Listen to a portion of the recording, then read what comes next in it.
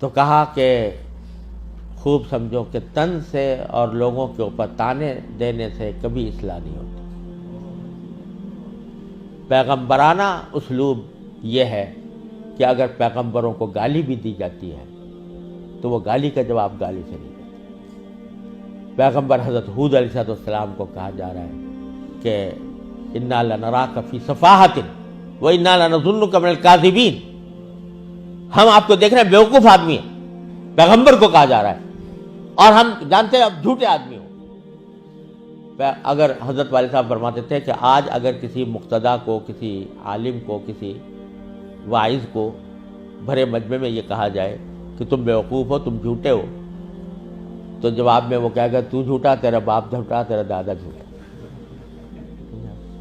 لیکن پیغمبر کیا جواب دیتا ہے کہ یا قوم لیس بی صفاحۃ ولکنی رسول من رب العالمین، میری قوم میں بیوقوف نہیں ہوں، مجھے پر رب العالمین نے تمہارے پاس بھیجا ہے، تمہاری پیغام دے کر بھیجا ہے، میں تمہارا پاس پیغام لے کر آیا ہوں۔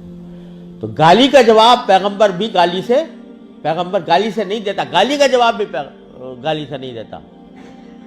موسیٰ علیہ السلام کے پاس کو بھیج جا رہا ہے فرعون کے پاس، موسیٰ اور ہارون علیہ السلام کو، اور اللہ تعالیٰ کو معلوم ہے کہ فرعون جیسا سرکش آدمی، لیکن ان کو جو تعلیم دی گئی موسیٰ اور ہارون علیہ السلام کو، یہ دی گئی کہ قولا لہ قولا لینا، ان کے سامنے، فرعون کے سامنے نرم بات کرنا،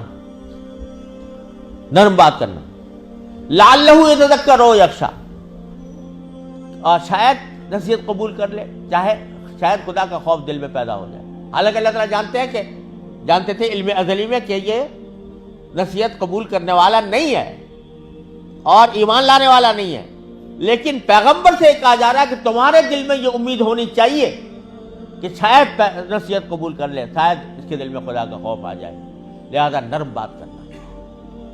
تو یہ کہاں سے تم نے سیکھ لیا کہ مخالفین کے اوپر طعن و تشنیع اور الزام تراشی اور فکر کسنا، یہ کہاں سے سیکھ لیا؟ پیغمبروں کا طریقہ یہ نہیں تھا۔ لہذا حضرت والد واجد قدس سرہ نے فرمایا کہ ادھیڑو اس کتاب کو۔ الحمدللہ میں نے بات دل میں اتر گئی، اور الحمدللہ میں نے پھر پوری کتاب کو اثر نو لکھا اور وہ سارے فکر اس میں حذف کیے۔ اس موقع پر جو جملہ سنانا چاہ رہا تھا حضرت والد ماجد رحمۃ اللہ، وہ یہ، اس موقع پر حضرت والد ماجد رحمۃ اللہ نے فرمایا کہ جب بھی کوئی بات اپنی زبان سے یا اپنے قلم سے نکالو تو پہلے یہ سوچ لو کہ اس بات کو مجھے کسی عدالت میں ثابت کرنا ہے۔ عدالت میں اگر تم اس پوزیشن میں ہو کہ جو بات تم نکال رہے ہو وہ کسی عدالت میں ثابت کر سکو تو بے شک کہہ دو اور لکھ دو، لیکن اگر اس پوزیشن میں نہیں ہو تو ہرگز وہ بات نہ لکھو، نہ کہو۔ کیوں؟